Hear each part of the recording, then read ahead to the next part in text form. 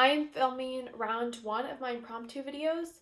I'm looking at, I'll let you know when I start my timer for the first, for my first round. I'm looking at the prompts now.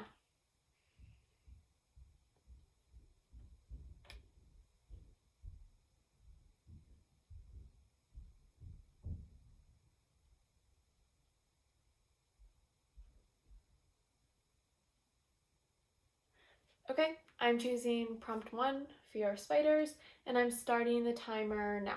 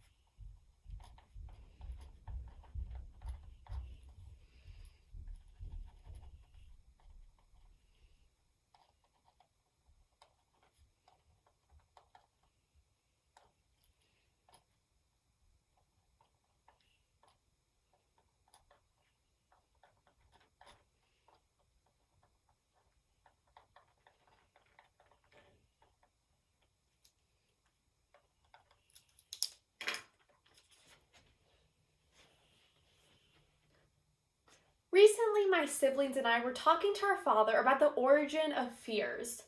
My younger brother posed the question of, is a fear of vaccines all that helpful to us when it can guarantee our safety for the coming years? Well, my father dates back these fears to much older times when humans need to be much more careful about what they were afraid of and what they were consuming or interacting with. Today, I'll be talking about arachnophobia or fear of spiders. I'll be talking about its origins, how it relates to me, and finally how it's applicable in everyday life, even such a measly fear. To start, in the 1600s, a mania called the dancing mania swept through Europe. Now, this contributed to mass deaths as people would tire and trip over roots and die and break ribs and fall from excessive dancing. Now, many scientists, even years later, contribute this to many things, but one of them is tarantula biting.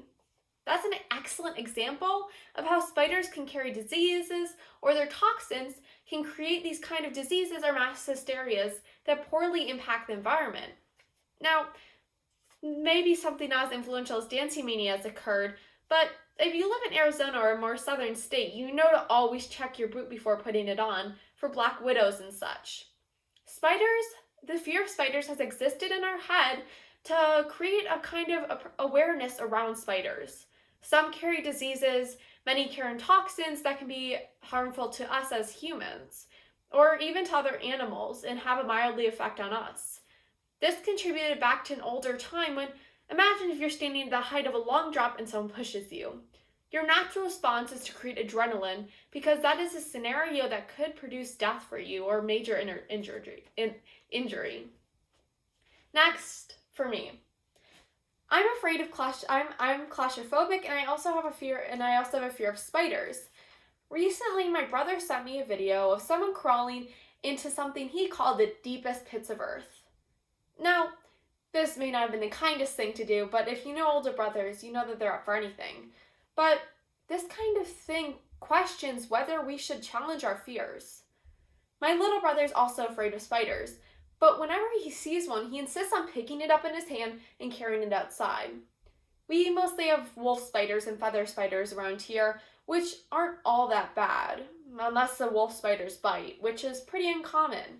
So he can tackle this fear by using spiders. For me, that's something I'd never attempt to do because my fear is simply too great and there's no dire need for me to tackle this fear.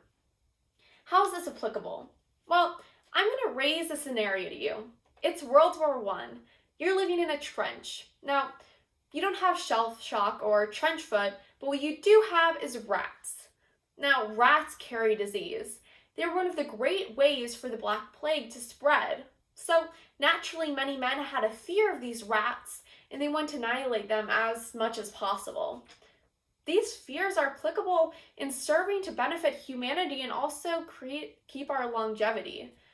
Humans have been living longer and longer, and These fears have contributed to our long lasting. All in all, fears may not seem like the best thing in the world, but a fear like arachnophobia educates humans on the origins of disease and how we can better combat that. All in all, they serve to better engage our long life and to better keep us healthy as humans. Thank you.